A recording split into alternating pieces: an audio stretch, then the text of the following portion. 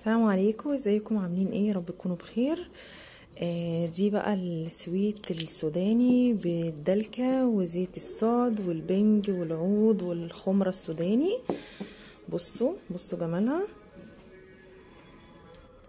بصوا ولا الجبنة الموتزاريلا. ريحتها يا بنات وحياة ربنا، يعني انا الريسبشن كله ريحته تحفه عندي من ريحه المنتجات. ريحه السويت تجنن تجنن. اتمنى المره دي الفيديو ما يتسرقش، وبيدجات تانية تاخدوا وتنزلوا عندهم وتنسبوا ليهم. دي منتجاتي. الجروب والبيج عندي اسمهم يمنى للمنتجات المغربيه. يلي تنشك في صرصور ودنك، تتلبي في لباليبك يا بعيدة يلي بتسرقي في فيديوهاتي.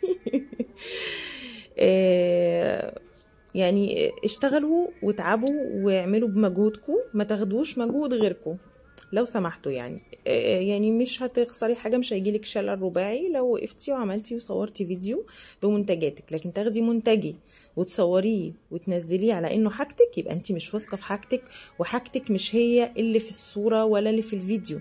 فانت بتاخدي فيديوهاتي وصوري وتسرقيها وتحطيها وتنسبيها لمنتجاتك، عشان انت منتجاتك اي كلام ومش ثقه ومش تمام. فبتاخدي حاجتي بقى عشان واو الفيديو واو والصوره تحفه والمنتج جميل، بتاخديها بقى عشان تغري الناس ويدخلوا يشتروا منك، وان شاء الله ما حدش هيعبرك ولا يشتري منك عشان انت حراميايه ومش محترمه.